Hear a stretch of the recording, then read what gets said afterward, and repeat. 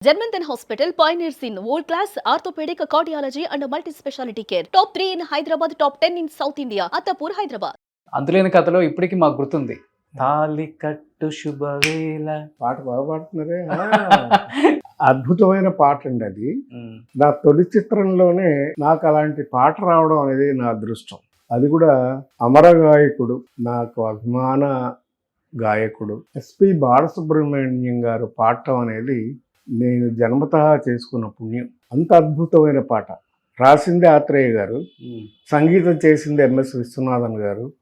మా గురువు గారి సినిమా అంతులేని కథలోని పాట 50 ఏళ్ళు అయిందని చెప్పుకోవడానికే ఉంది, కానీ బట్ 50 ఏళ్ళుగా ఇప్పటికీ ఆ పాట వింటే కొత్త పాట విన్నట్టే ఉంటుంది. పైగా ఆబాల గోపాలం, చిన్న పిల్లల దగ్గర నుంచి పెద్దవాళ్ళ దగ్గర ఆ పాట వింటే అలా మైమర్చి అలా చూస్తూ ఉంటారు.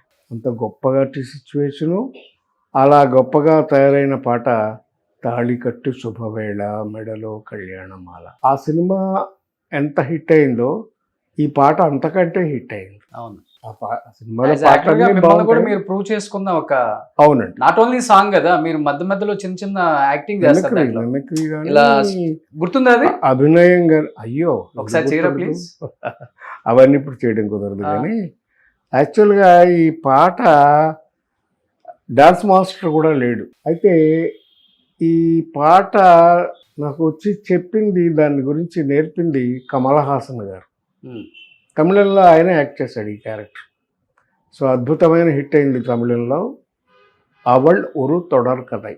Okay, shooting first day Balachander గారి సినిమాలో జనరల్గా డాన్స్ మాస్టర్ ఉండరు, ఎందుకంటే సిచ్యువేషన్ సాంగ్స్ తీస్తారు ఆయన. కథానుపరంగా ఎవరు అవసరమైతే ఆ పాత్రలు ఎలా కావాలో అలాగే చేయించుకుంటారు. కమల్ హాసన్ గారు వచ్చి నాకు ఫస్ట్ డే నారాయణరావు ఇలా చేశాను అని చెప్పేసి ఆయన వేరే షూటింగ్కి వెళ్ళిపోయాడు. ఆ తర్వాత నేను ఈరంగ శర్మ గారిని మా డైరెక్టర్ గారు, కో డైరెక్టర్ గారు, మేమిద్దరం చేసుకుంటూ నేనే కంపోజ్ చేసుకుంటూ ఆ పాట చేసాం. ఓకే, అది 6 నిమిషాల పాట. సిచ్యువేషనల్గా ఉంటుంది పాట, అంటే దాంట్లో మంచి సిచ్యువేషన్ అసలు. ఎందుకంటే ఒక పక్క జయప్రద, ఒక పక్క నేను, ఇద్దరం ఫెయిల్డ్ లవర్స్. నేను ప్రేమించిన అమ్మాయితో జయప్రద ప్రేమించిన అబ్బాయి పెళ్లి చేసుకుంటాడు. ఆ పెళ్లి సందర్భంలో నేను పాట పాడాల్సి వస్తుంది. సిచ్యువేషనే చాలా గొప్పది. ఆ సిచ్యువేషన్లో చక్కటి పాట తమిళంలో కన్నదాసన్ గారు రాశారు, తెలుగులో ఆత్రేయ గారు, మహారచయిత ఆత్రేయ గారు గురించి ఏం చెప్పాలి. మొత్తం సినిమా స్క్రిప్టు, డైలాగ్ దగ్గర నుంచి అన్నీ కూడా ఆత్రేయ గారే రాశారు. జనరల్గా ఒక సామెత ఉంది, ఏంటంటే సేయింగ్ ఉంది ఇండస్ట్రీలో, ఆత్రేయ గారు డైలాగ్ రాసి ఆడియన్స్ నేర్పిస్తాడు, రాయక ప్రొడ్యూసర్ నేర్పిస్తాడు అని. కానీ అది నిజం కాదు. ఈ సినిమా స్క్రిప్ట్ మొత్తం ఆయన ముందే బైండెడ్ స్క్రిప్ట్ ఇచ్చాడు. సో అలాంటి మంచి సినిమా నాకు దొరకడం అనేది నా అదృష్టం. కానీ చెప్పాలంటే అంతులేని కథ రిలీజ్ అయిన తర్వాత ఎవరు ఎక్స్పెక్ట్ చేసి ఉండరు ఇంత పెద్ద హిట్ అవుతుంది. ఎందుకంటే తారాగణం చెప్పాలంటే పెద్ద సీనియర్లు ఏం లేరు, అసలు లేదు, అందరూ కొత్త వాళ్ళు. రజనీకాంత్ గారు, జయప్రద గారు, అందరూ కొత్త వాళ్ళు, ప్రసాద్ బాబు గారు, అందరూ కొత్త వాళ్ళే. బట్ ఆ సినిమా తర్వాత నారాయణరావు గారి డేట్స్ దొరకడం కష్టం.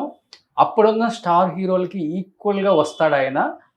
డైరెక్టర్లు కానీ ప్రొడ్యూసర్లు కానీ మీ డేట్ల కోసం వెయిట్ చేసిన సందర్భాలు చూసాం. అలాంటిది అంటే చెప్తారు కదా, ఇండస్ట్రీలో ఎంత టాలెంట్ ఉన్నా కానీ ఒక అదృష్టం అనేది ఇక్కడ పరీక్షించుకోవాల్సి వస్తుంది. ఆ అదృష్టం అనేది దక్కకపోతే ఎంత పెద్ద నటుడైనా కానీ సినిమా అవకాశాలు తగ్గటము, లేకపోతే మంచి క్యారెక్టర్లు రాకపోవటము, ఇంపార్టెన్స్ ఇవ్వకపోవటము, డెఫినెట్గా ఏదో ఒకటి జరుగుతుంది. మంచి మంచి సినిమాలు హీరోగా యాక్ట్ చేశారు. అంగడి బొమ్మ, తర్వాత మధుసూదన రావు గారితో కూడా మీరు హీరోగా చేశారు. ముత్యాల పల్లకి. కళాకారులు అనేవి ఎదగడం పొదగడం అనేది సహజం. అసలు జీవితంలోనే ఆటుపోట్లు అనేవి ఉంటాయి, అవి లేకుండా ఏ జీవితం నడవదు. అందుకని అందరూ ఒకే స్టేజ్లో ఉంటారంటే ఉండరు. ఓకే, ఎవరు ఉండరు. కానీ అలా అనుకునే ఉంటారు కదా చాలా మంది హీరోలు. ఎవరైనా ఎందుకు అనుకుంటారు? అరే ఒక స్టేజ్కి వెళ్ళాను, లేదు కిందకి రాకూడదు, వస్తే చిన్న చూపుగా ఉంటుంది ఇండస్ట్రీలో అది ఉండదా? మీ రోజుల్లో ఎక్కువ కదా ఇంకా అది ఉండదు. ఎందుకు ఉండదంటే కళాకారుడు అనేవాడు నిజమైన కళాకారుడు అయితే తను ప్రతి పాత్రని ఎప్పటికప్పుడు ఫ్రెష్గానే ఆలోచిస్తాడు. ఓకే, ఫర్ ఎగ్జాంపుల్ చిరంజీవి గారు ఏ రోజు కూడా నేను ఇది సాధించాను అని సంతృప్తి ఆయన పడలేదు. ప్రతి సినిమాకి కూడా ఆయన స్ట్రగుల్ అవుతాడు. ఇవాళ లేటెస్ట్ సినిమా మొన్న నేను చూసాను. ఆ సినిమాలో కూడా ఆయన యంగ్గా కనపడటానికి ఎంత అవస్థ పడ్డాడో, ఎంత కృషి చేసి ఉంటాడో ఊహించగలరా మీరు? At the age of 70 years. ఒక అక్కినేని నాగేశ్వరరావు గారు నాకు తెలిసి దసరా బుల్లోడు సినిమాలో యంగ్గా కనిపించడం కోసం ఆయన చాలా కృషి చేశాడు. ఓకే. డాన్స్ కానీ అవి కానీ అంత కృషి చేశాడు. అలాగే చిరంజీవి కూడా ఈ సినిమాకి ఎంత కృషి చేసి ఉంటాడో ఊహించండి. He was looking young. నాకే మొన్న ఆశ్చర్యం వేసింది ఆయన సినిమాలో చూస్తే. మా ఫ్రెండ్ ఇద్దరు మా ఒకటే friend. Age group. అది కాదు, ఏంటి కుర్రాళ్ళగా తయారవుతున్నాడు రోజు రోజుకేని. దానికి స్పెషల్ అట్రాక్షన్ ఏంటంటే ఆయన డ్రెస్సింగ్. వాళ్ళ అమ్మాయి డిజైన్ చేస్తుంది సుస్మిత. ఎంత అందంగా ఉన్నాడు, నాకే అసలు ఆశ్చర్యం వేసింది, అంత బాగున్నాడు.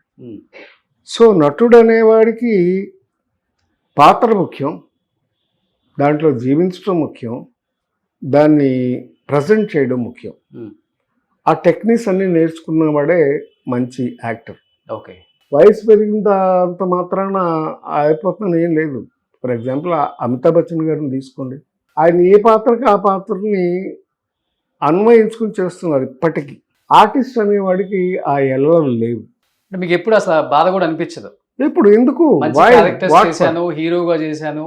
ఎందుకంటే చిలకమ్మ చెప్పింది అనుకుంటా, మీరు హీరో, రజనీకాంత్ గారు విలన్, అవునా? అంటే సైడ్ క్యారెక్టర్. నేనే హీరో. అది మరి అలాంటి స్థాయిలో ఉన్న అదే నారాయణ మరి కుక్క కాటు చెప్పు దెబ్బలు నేను హీరో, చిరంజీవి గారు వెళ్ళను. అవును. ఆ స్థాయికి సంబంధం లేదు. మేమందరం ఒకటే బాటలో నడిచిన బాటసారులు. ఎక్కడ ప్రయాణం మొదలెట్టామో ఎలా సాగుతుందని ఎప్పటికప్పుడు చెక్ చేసుకోవాలి తప్ప ఎవరెక్కడ ఉన్నారు అంటే అది కుదరదు. సో అలాగా మేము ట్రావెల్ చేసిన, అలాగా ఎవరైనా అంతే. బాలకృష్ణ గారు తీసుకోండి, నాగార్జున గారు తీసుకోండి. నాగార్జున గారు వచ్చిన కొత్తలో అయితే పేటా సీన్ అసలు చేయలేడు అని అందరు నవ్వేవారు. అలాంటిది అన్నమయ్య, రామదాసు వచ్చిన తర్వాత ఆయన విజృంభించాడు. సో ఎప్పటికప్పుడు ఆర్టిస్ట్ ప్రిపేర్ అయి ఉండాలి. అలాగే he has to present himself. దానికి సరైన అవకాశం రావాలి, ఆ స్క్రిప్ట్ దొరకాలి, ఆ మంచి డైరెక్టర్ దొరకాలి. అలాగా దొరికినప్పుడు వాళ్ళ ప్రతిభ బయటకు వస్తుంది. సుమన్ టీవీలో మీ పర్సనల్ అండ్ బిజినెస్ ప్రమోషన్స్ కోసం కింది నెంబర్కి కాంటాక్ట్ చేయండి.